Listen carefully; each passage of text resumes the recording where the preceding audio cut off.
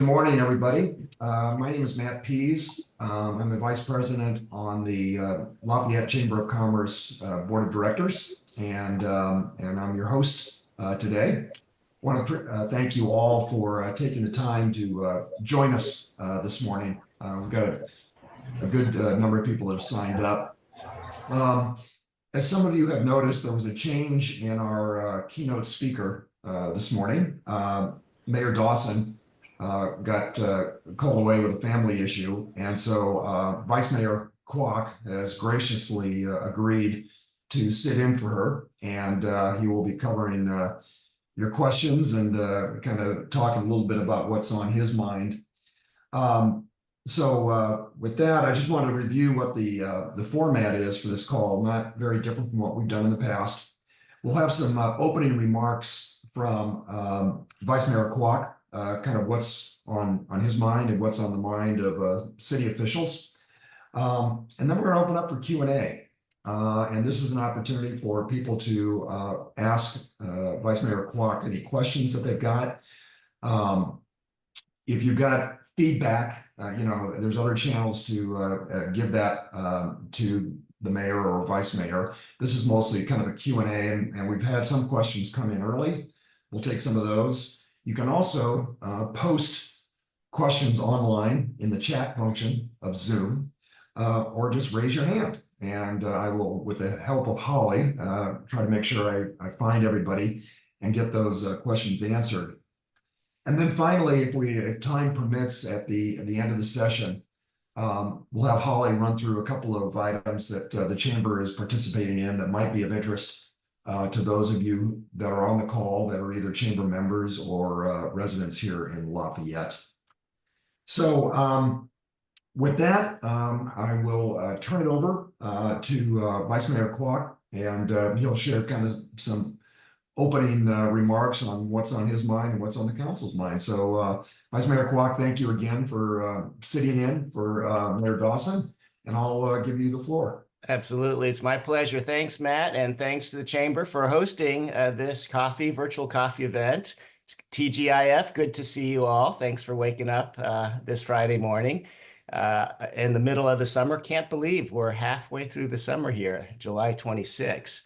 I wanted to share three things that are on my mind as we sit here in the middle of summer and things that the city's been working on. The first topic is the most recent news that on Monday, the City Council passed a resolution to put a sales tax measure onto the November ballot. And so, as many of you have been tracking this topic may know that we are concerned about the fiscal sustainability of our city and making sure that we are, we have actually been a fiscally conservative city for it's really deeply in our DNA to spend within our budgets and keep a balanced budget. I think we're all very proud of that. I'm very proud of our predecessors for doing that. But given really recent inflation and just rising prices, it's been harder and harder to keep up. So the revenues, which are strong, but the expenses are even higher. So we have forecasting of a gap in the budget. So one way to address that is to increase our revenue, and the City Council has proposed to do that in the form of a half-cent sales tax effective for the upcoming 7 years, and to put that decision before the voters in November. So just as a reminder, this is not something that the City Council makes that decision. The citizens of Lafayette will decide whether to tax ourselves in order to bring in a little bit of new revenue. But on Monday, this past Monday, we actually agreed on the language that was going to appear on the November ballot. And I'll read you that language since it's so short, but it's called the City of Lafayette Sales Tax Measure. We've not been assigned a letter yet, but that would come in a couple weeks in mid-August. And the language reads, to provide funding to maintain city services, including public streets, storm drains, pothole repairs, wildfire preparedness, number of police officers, traffic safety, senior and youth programs, and other general city services, shall the measure enacting a half-cent sales tax for 7 years, generating approximately $2.4 million annually, with yearly financial audits, public review of expenditures by a citizen oversight committee and all funds benefiting Lafayette be adopted. Yes or no? And so that's the language that is going to be appearing on the ballot for the fall. And so anyways, that's one of the latest news that just happened on Monday. So I wanted to share that information and be sure the public was informed that this was going to vote in November. A second topic that is quite timely for us as we sit here in July is that on July 1st, our ban on gas-powered leaf blowers became effective. And so hopefully we've all noticed that maybe it's a little quieter around Lafayette now as the leaf blowers are hopefully converting more to electric leaf blowers than gas-based leaf blowers. I'm particularly happy to see this ordinance put into effect because during the pandemic, many citizens actually complained how noisy it was now that everybody was working from home and on Zoom meetings, and then there was a lot of noise, hard for students to study and so forth. So this was really a citizen-driven initiative at first, coming up from 3-4 years ago. And so many residents came before council, wrote letters and said, please, let's do something about this. But in addition to the noise abatement efforts, I mean, really from a health effects of for the workers who are using gas-powered leaf blowers, the noisiness and sort of ear protection that would be required, and the amount of pollutions and pollutants coming from them, it's really a healthier impact on the workers. And for our environment and climate, those are extremely polluting, and we really have to find ways to move away from fossil fuel-based appliances and stop burning fossil fuels. So it has really multiple benefits for us, but the most obvious being, much quieter Lafayette. So that ordinance went into effect on July 1st, and just as a reminder, the enforcement is against the homeowner or the resident, and not the contractor. So the homeowners are responsible for ensuring that gas-powered leaf blowers are not used on their properties. Otherwise, they can be cited, just as in any violation of an ordinance in our city. And we are leading with education and trying to educate on why we want this conversion and so forth. But otherwise, eventually, one could get fined for repeated violations. But anyways, let me just, many of you know that I'm very passionate about the climate crisis and finding solutions to it. And let me just take this one opportunity to say that this ordinance is actually part of the solution too. Some of us might have read the Washington Post story on Tuesday of this past week that said this past Sunday was the hottest day ever measured on our planet. The average temperature was the very hottest. And that same article noted that the previous month of June was the hottest June ever measured on our planet. And the previous May, April, it was the hottest winter ever measured. In fact, the past 13 months have all been the hottest 13 months ever measured. Last year, 2023, was the hottest year ever measured. And the last decade, the last 10 years have been the hottest 10 years ever measured. So, I mean, clearly the trends are terrible, right? And that story only lasted one day because Monday, the very next day, Monday became the hottest day ever measured. So we broke the record right in one day. And I think that's just to tie those types of news to what we can be doing in our city to be part of the solution. Burning fossil fuels is the leading cause of climate change and global warming pollution. We've got to stop burning fossil fuels in our cars, in our homes, natural gas. And stopping the use of gas leaf blowers is something the city can do, cities can do. And we were one of the first cities in Contra Costa to do that. There are other cities around the state that have done that, Los Angeles, Palo Alto. But I think cities do have some power, rather than feeling helpless against the climate crisis. I think we've got to try to find ways that we can also be part of the problem, the solution at the city level. And personally, to the individuals can cut over. So I think that'd be the second thing I want to talk about. And maybe the third topic is that as we start to read about more wildfires, this year we had a lot of rain in the winter. And so it actually made a lot of grasses grow. And now that the grasses have died off, there's extra fuel and vegetation that's there to at risk for us. And so far, as we sit here in midsummer, it's still very early in the fire season. The fire season getting longer into September, October, even November before the rains come. And so as those risks of wildfire are inevitably going to increase later this year, we as a community need to get ourselves prepared. We have to get the word out to get our go bags ready again and to be prepared to evacuate. We want to evacuate early and not just at the last minute. So community preparedness is very important.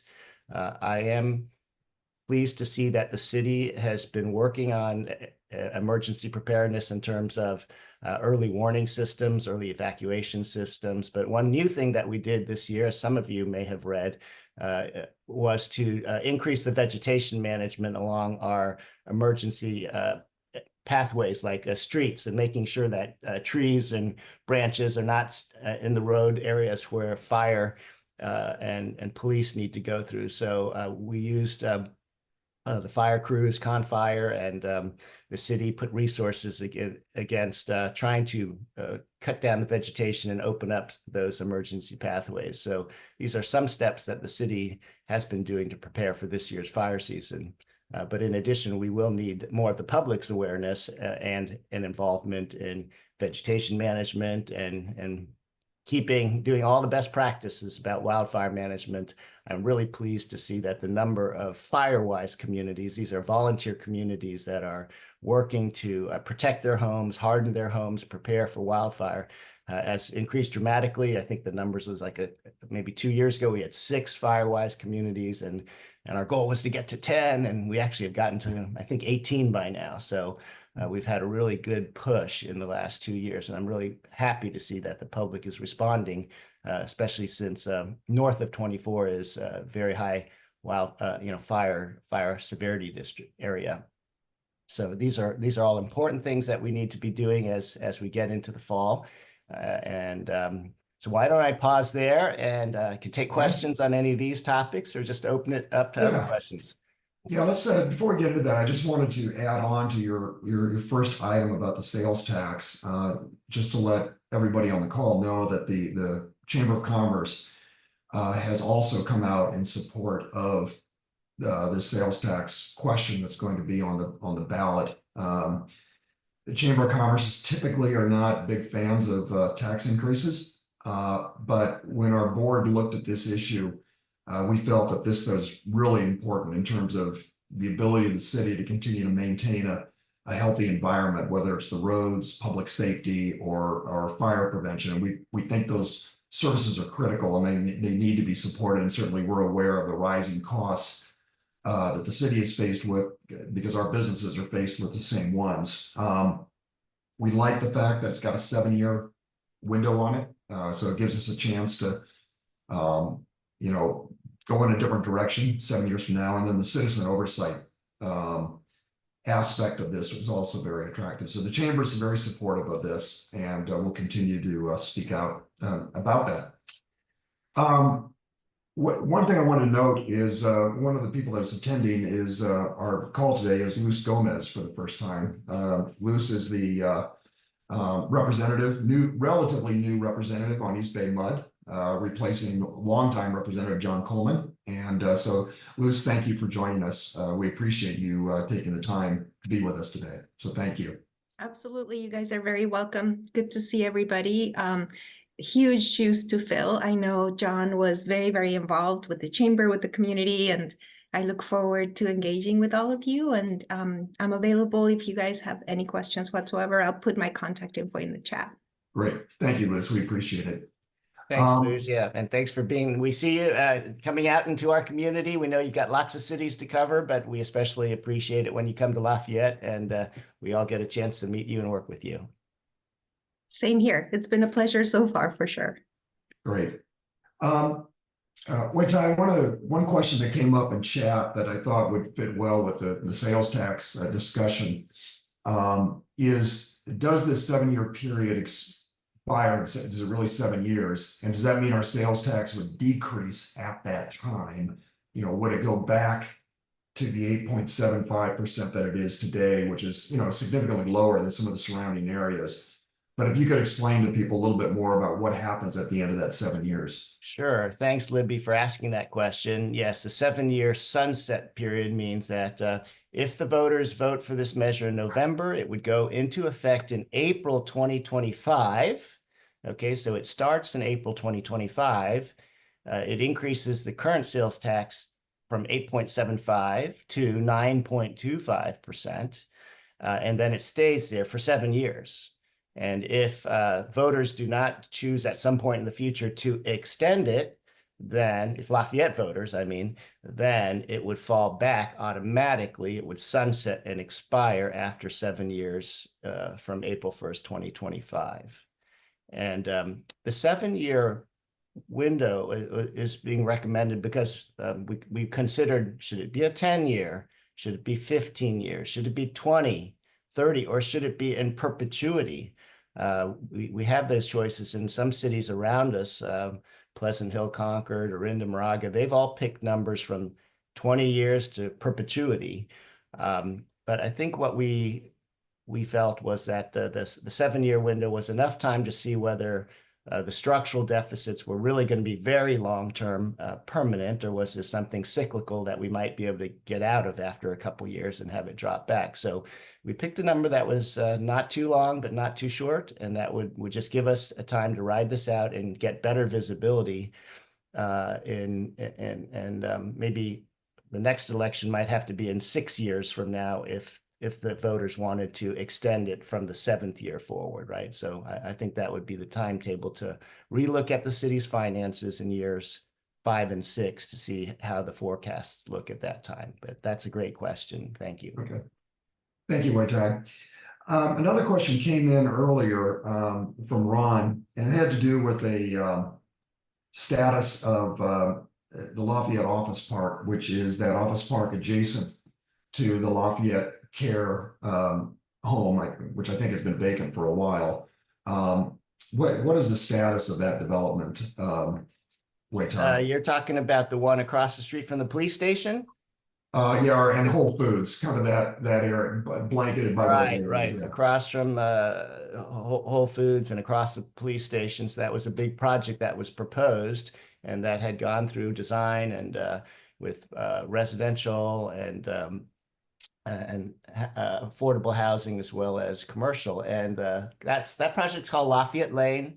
And it is correct that the project has been stalled. And in fact, their entitlements, I'm just looking up on our city website, that the entitlements expired on November 6, 2023, which means that the applicant is going to have to reapply to keep that project moving forward. So I think so nothing is happening there at the moment. It's not moving forward is the quick answer to that. Okay. To that question. Okay, thank you.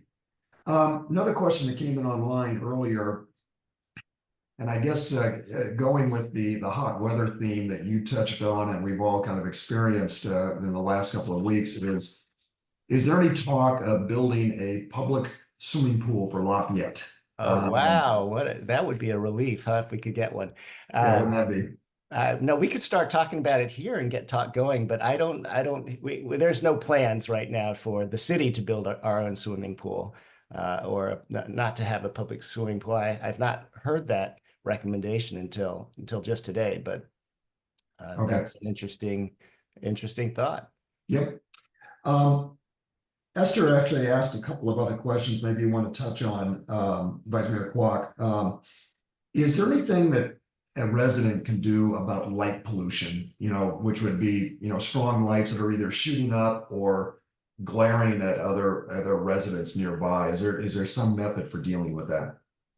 Okay, I think this question relates to if your neighbor has a light fixture that might be pointing into your home or building, is there anything you can do about that? And I am actually not positive of our rules, and so I'm going to have to lean on our city manager, Nirup Srivatsa here to help just chime in on something more specific. I don't want to say something that might not be correct about our Thank ordinance. you. You want to take that one on? Certainly. The code does not have regulations on the intensity of lighting unless it's a more recent project and we have a condition of approval that regulates the amount of lighting. In this particular instance, I believe the property is on Lafayette Circle, where the residential building is on one side of the street and an office building on the other. The office building has the lights above on the rooftop. Did manage to reach the property owner, and he said that he would get his electrician to take care of the matter. Oh, good. Oh, thank Okay. you. Thank you. Great. And then finally, just to finish out Esther's questions, is there, what is the potential for a no turn on red sign being put on Mount Diablo, I guess heading probably east, turning onto Moraga Road? Very similar to what we've done, or what you guys have done with turning right on Brook Street, from Brook Street onto Moraga Road. Is there a process for the city to consider that? Okay, so if the question is like, if members of our community have a suggestion to change the traffic pattern or put some sort of traffic guidance in a certain intersection, again, I'm going to ask our city manager to come and let us know the actual process and procedure for doing that. But certainly these can be considered, but then they would be reviewed by staff for the pros and cons of doing that, and a decision to be made. But City Manager Srivatsa, can you also, could I lean on you to address that question of what if right turn on red prohibitions were to be made? If you're still there. Otherwise, she might have had to take she's at work, I guess, maybe a call. No, no worries. Can you hear me? Yes, this is the right turn on red question. Thank you. That's one of it is the major intersection in the city, and we've been trying a number of options to make the intersection safe. So in January of 2024, the council affirmed that consideration of the right turn on red at key intersections is a priority for the city. And so staff is engaged in a traffic study to understand the impacts of these right turn restrictions, especially at Mount Diablo and Moraga Road, because if you do restrict right turn on the road, the traffic on Moraga Road will back up beyond the school. So there needs to be an analysis of the impacts, the trade-offs associated with these signal changes. So just to let you know that study is underway. Okay. Thank you. Wei-Tai, one question that came up is maybe you could give some insight as to why you chose not to run for re-election. Teresa Geringer also recently stepped away from the council, and is there any connection between the two, or maybe you just share your perspective on your own decision? Sure. Thank you for asking that question. Some or many of you may know that on July 1st of this month, I announced that I would not be running for re-election in November for the city council seat. It was a very difficult decision for me because I greatly enjoy this opportunity of public service. I'm not leaving. I'm not moving away. Councilmember Geringer moved out of our jurisdiction, and so she did need to step away. But I'm not moving away. It's just my day job has gotten much busier. When I joined the council in 2021, we were in the middle of the pandemic, and so I was working half-time, and city council work, which takes about half-time, it was perfect. Also, I wasn't traveling at all. I was always in here in Lafayette. So it was a really excellent opportunity for me personally to do some public service in my own community here. And I'm really glad that I've done it. As we get beyond the pandemic and back to normal, my job is back to 40 plus hours a week. My travel is, again, as it has usually been, all over the place around the country and around the world. So it's a bit harder for me to juggle all the requirements of serving the city and the number of hours. So in addition to that, my parents are 98 and 90 years old, bless them, and living in Virginia, and their care is also increasing. And so I need to get there more often. So I feel a little bit stretched thin here. So I need to step back and cannot commit to 4 more years right now, but I may be back. So thank you very much for the question. But again, it's been an honor, and I'm really going to cherish the months ahead that I have through the end of the year and the rest of my term. But thank you very much for the question. Okay. One question that came in also, and Nirup, you may want to weigh in on this a little bit in terms of, because it gets a little bit into the details, is with the ban on gas-powered leaf blowers, for example, having gone into effect, what is the process if somebody wants to have the city enforce that ban? What do they actually do, and how do they do it? The process is that, as always, code enforcement is complaint-driven in the city. We have one code enforcement officer and a part-time police reserve officer to help out, so not much staff capacity. So we operate through complaints. If we get complaints, the code enforcement officer does send the property owner a letter. As Vice Mayor Kwok said, we're trying to educate rather than penalize people at this point. So we send a courtesy notice, and it's followed by another courtesy notice. The code does allow for citations to be imposed, monetary citations to be imposed if there is non-compliance. And again, the citations go to the property owner, not to the landscape firm that conducts that mows your lawn. But I do want to say we are stretched rather thin at the moment. Our code enforcement officer is on medical leave for 2 months. And in the month of July to date, we have received 75 complaints about leaf blowers.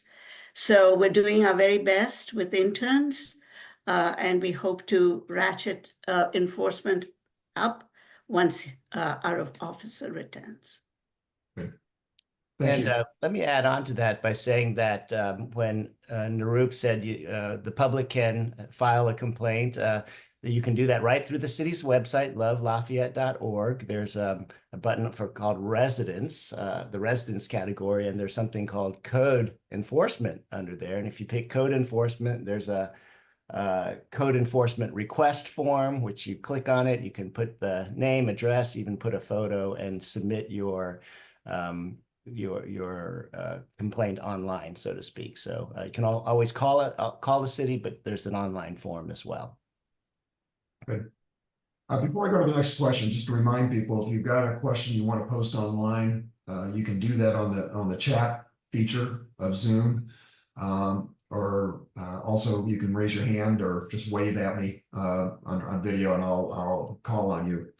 But the next question, Vice Mayor Kwok, I understand that the housing plan has been accepted by the state.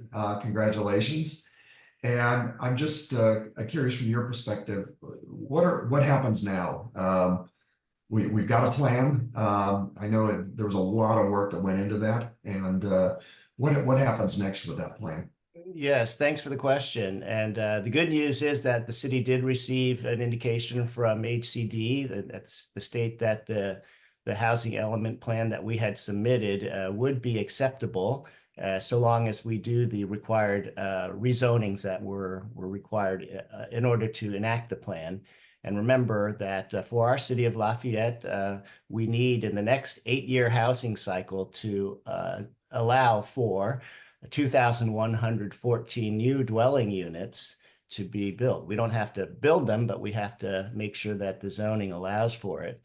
In a city of 10,000 dwelling units, the increase of 2,114 is very, very significant. It's certainly a big stretch for a city to plan for that. It's a lot of change, and that change is, has been tough for our community to have that conversation. But I'm glad that we have gotten to a point where maybe did not make everybody happy, but again, it was a big stretch for us, but we did it, and the staff worked very, very hard to work with the state to get to where we are. So I think I would say it's like a conditional approval where the city needs to take that next step to implement the plan, and then the state will then bless the plan and say, okay, you're good on that. So I think in layperson's terms, that's how I describe it.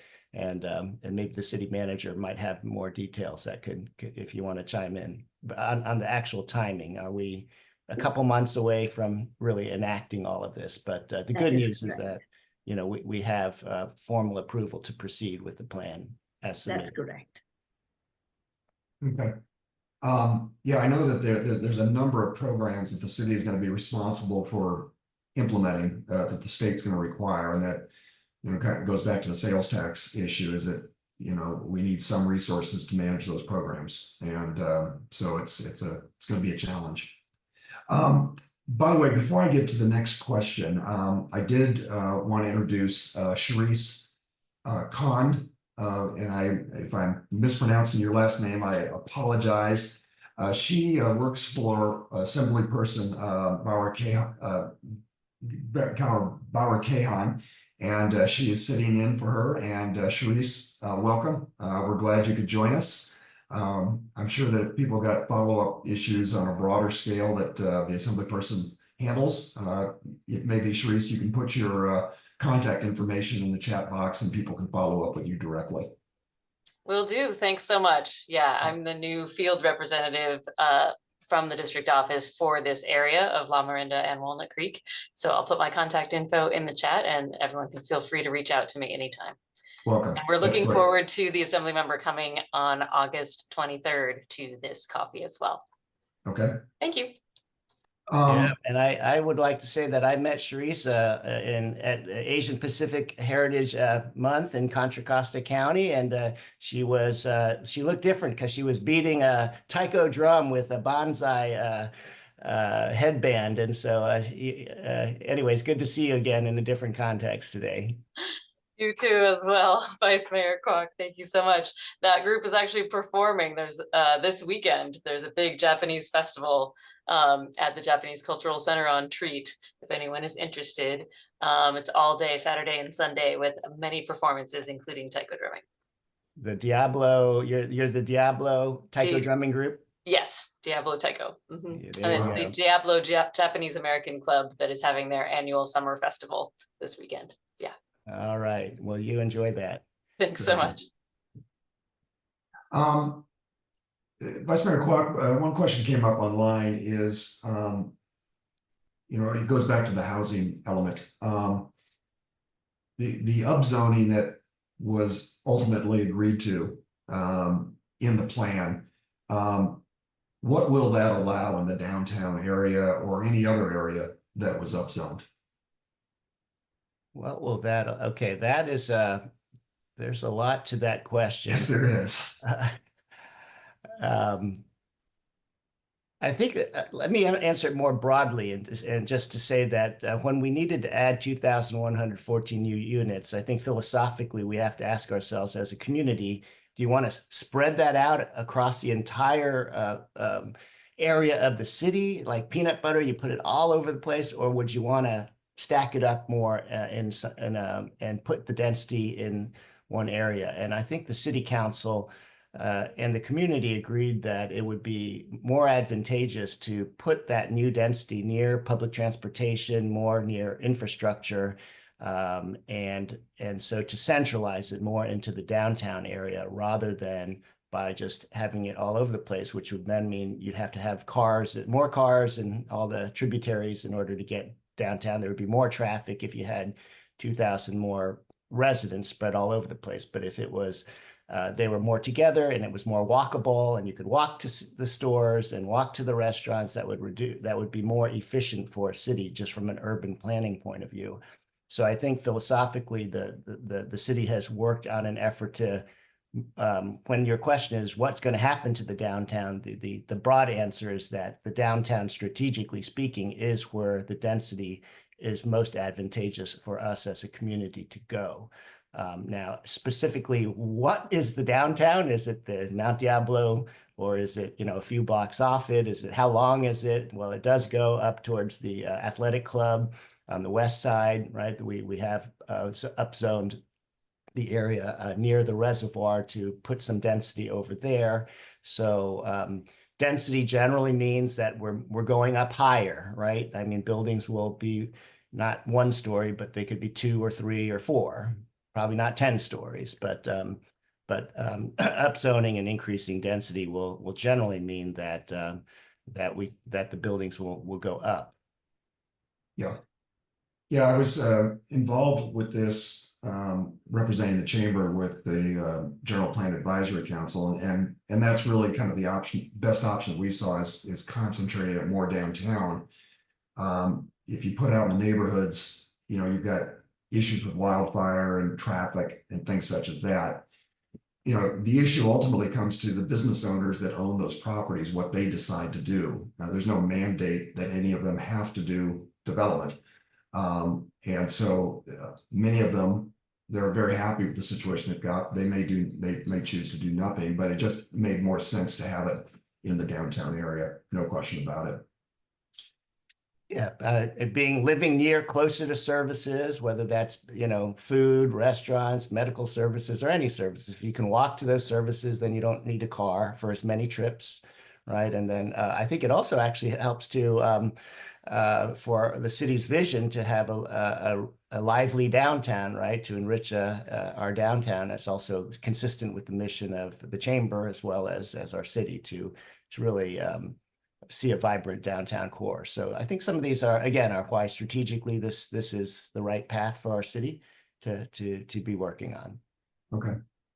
Also, another person I want to acknowledge on the call, I obviously missed a couple names this morning, so I apologize, is Lori Byers is representing Candace Anderson's office, our county supervisor. Candace has been on a number of these calls, but Lori, we appreciate you also joining us today. And what I would encourage you is just like with Sharice, is kind of put your contact information, Lori, in the chat box. So if people want to follow up with issues for the county on a county level or for our supervisor, they can follow up directly with you if that's okay. I will, absolutely. And Candace is on a plane to Philadelphia to see her newest grandchild right now. So Wonderful. She was unable to join, but I'll add my information to the chat. Thank you. Good. Thanks for joining us, Lori. And that's great news, yeah. The new arrival.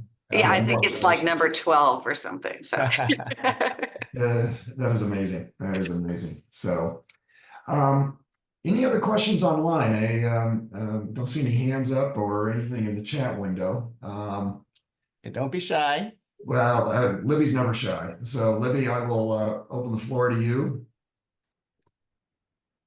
Your mic is muted.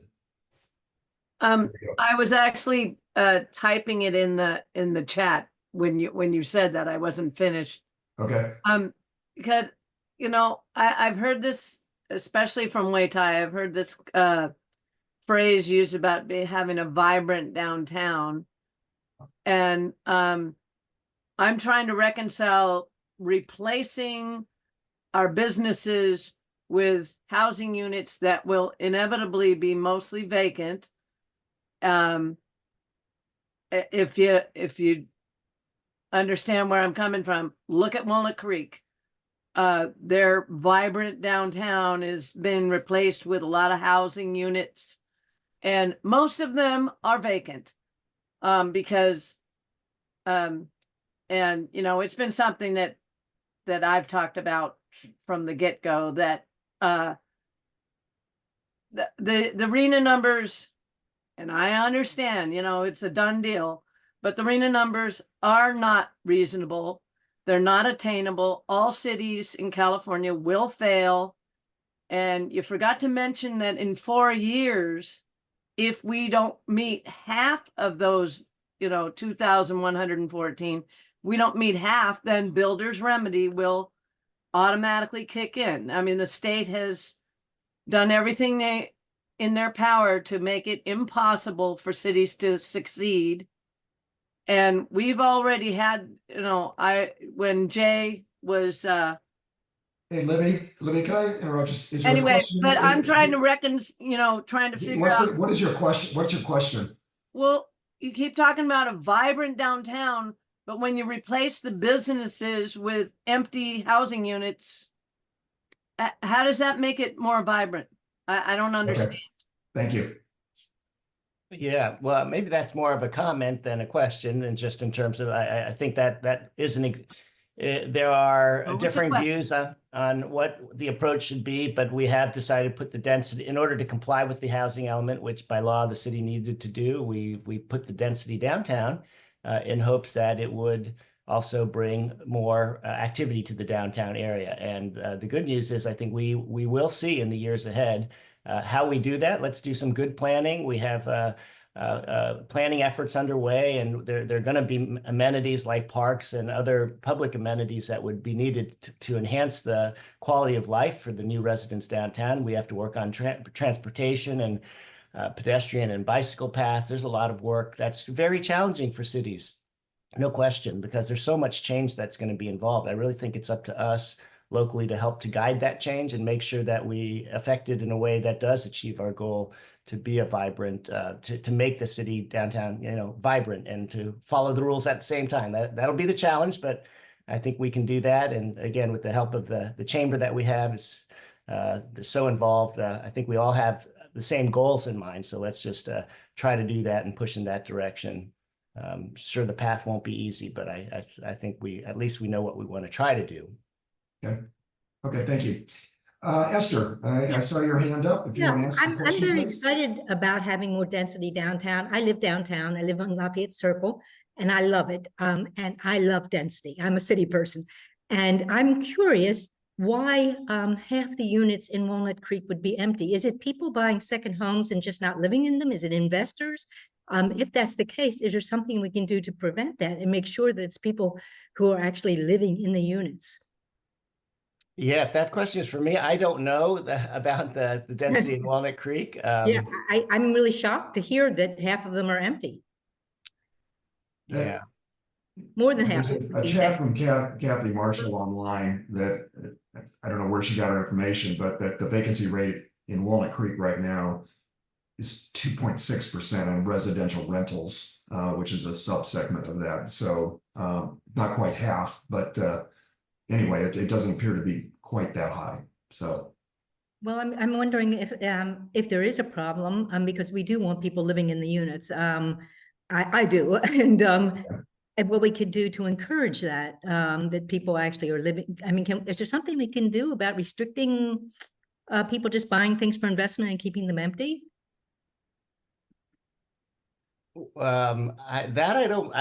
Maybe that's something that we're probably not there yet in terms of our trajectory. I don't think we have that issue in our city. So maybe we should reserve that question for when, if that actually became a problem. Yeah. I mean, I do think some of the challenges right now for builders is the high cost of construction, right? Which to build 1,000-foot property, if the construction cost is even $500 a square foot, which might be conservative, that's a $500,000 unit.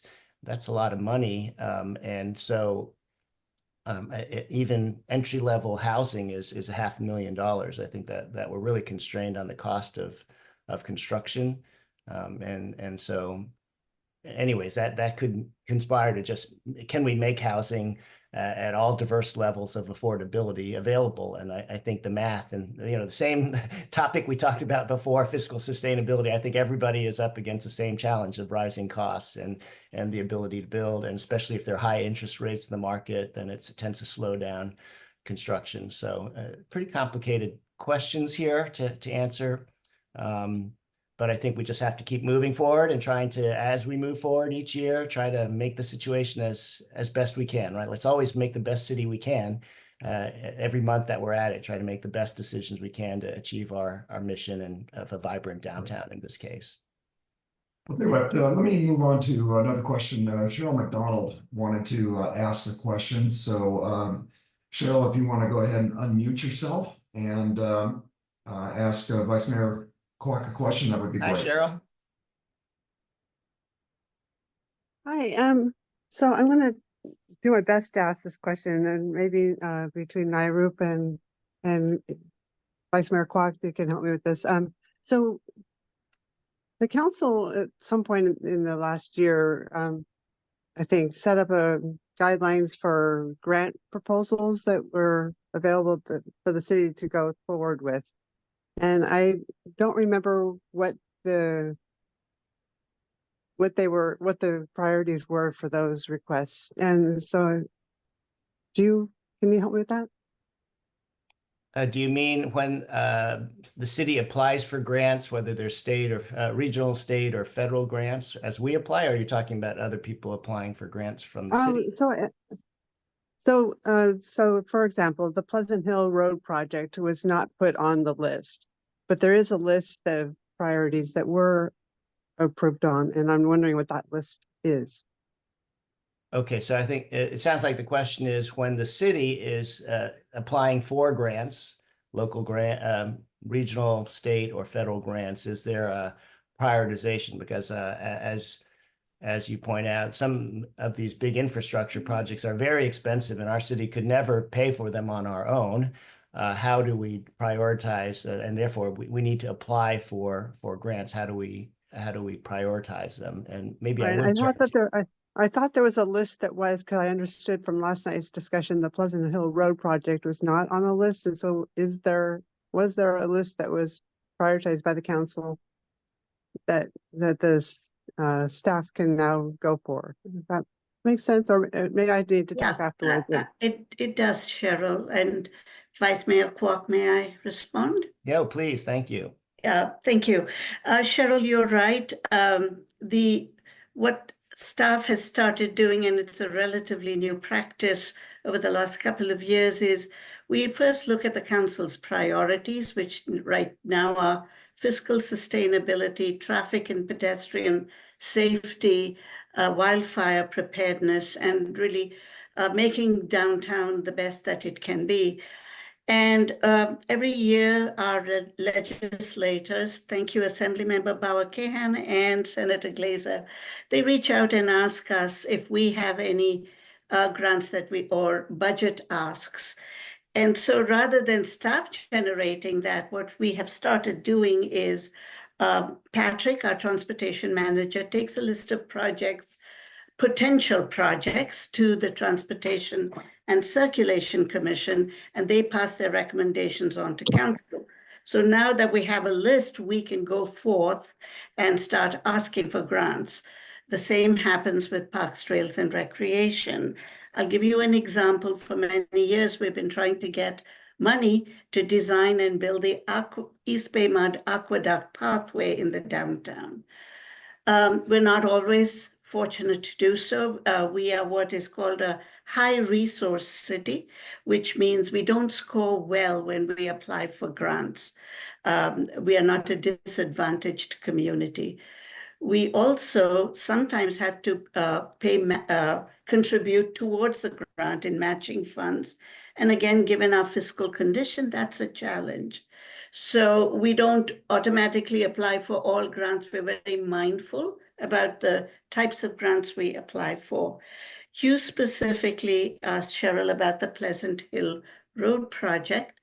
That was the project that was actually requested, and grant was asked for by a community member. The city did not apply or ask for the grant. However, having received the money, the city council directed staff to prepare the design drawings, which is what is underway now. Okay, thank you. Vice Mayor Kwok, one last question before we go into wrap up is, could you give us an update on the Lennar project, which is the units that are across the street from the gravel store in that area? It's been under construction for a long time. It sure has. That's the Brandt project. That's catty corner to Trader Joe's, right? Yes. And in that area. And That has been a project. I'll give a little bit, but I think the city staff will know more of a day-to-day, week-by-week situation. But that is a project that I have also been quite keen on, wondering when is it going to get done, right? I think we all drive by there and say, just notice that there seems to be some movement there, but it's never quite finishing up when they say they're going to finish up. So I think I share your the community's curiosity on when that's going to be done. It looks like it's going to be a very good project. And my wife and I actually just walked in the backside there, the East Bay Mud Path, and it's very nicely done. And things are coming along, but it doesn't seem to have a grand opening sign yet. So maybe the city manager can give us the latest of the latest of if the city has gotten any more formal indications of a grand opening date. Well, Lennar is as anxious as we are at this moment in time to open. We did meet, I met with them a month ago. They are finishing up the frontage improvements. A condition of approval is that they complete them before occupancy. Unfortunately, the PG&E will not turn on the signals until later this year. So we're trying to get them to help them in that regard. They do have a tenant for the corner space. It's a brewery, and it appears that the brewery will be occupied prior to the residential units. But Lennar hopes to ask for a certificate of occupancy by the end of the year. They really do want to move people in this year, and we're as hopeful as they are. Yeah, I mean, we do know the frontage, meaning the street, as we all know, had That's been correct. repaved. The median strip has gone in. There are more lights and crosswalks. So that actually has been a lot of progress in the last couple months that I've noticed, or all of us who have headed down that direction. And so progress there, but glad to hear that we could potentially get a grand opening later this year. That would be great. Great. Okay, Holly, maybe you can, as we're just got a few minutes left, if you can kind of give us a rundown of the big events that the chamber is involved in that people might be interested in. Absolutely. Thanks, Matt. And first of all, thank you, Vice Mayor Kwok, for joining us today. This has been very informational.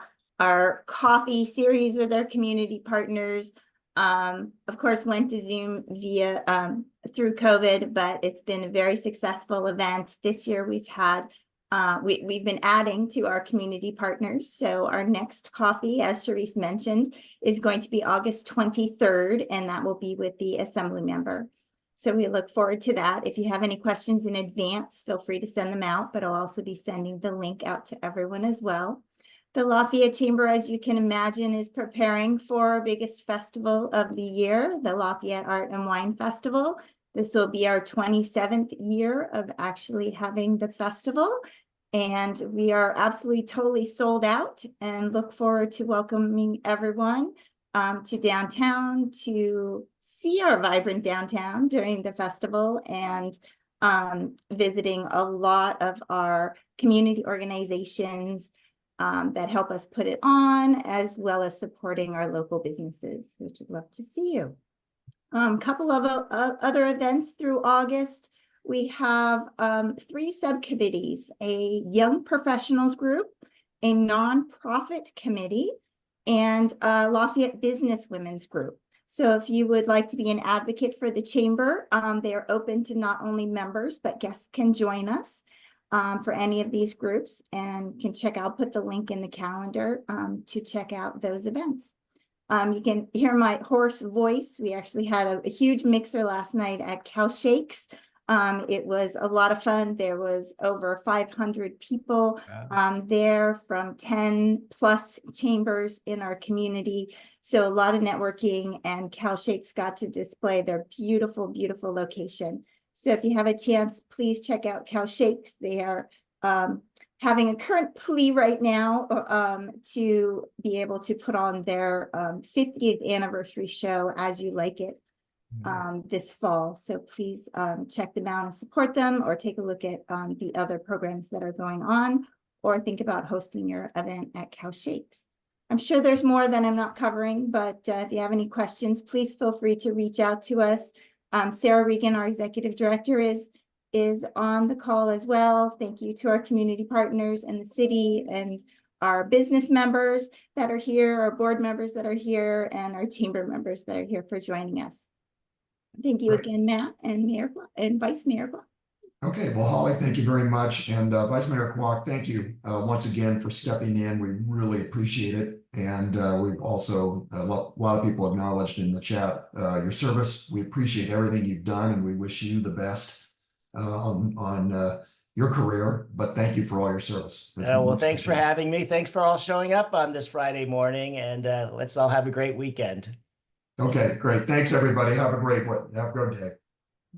Bye-bye now. Bye.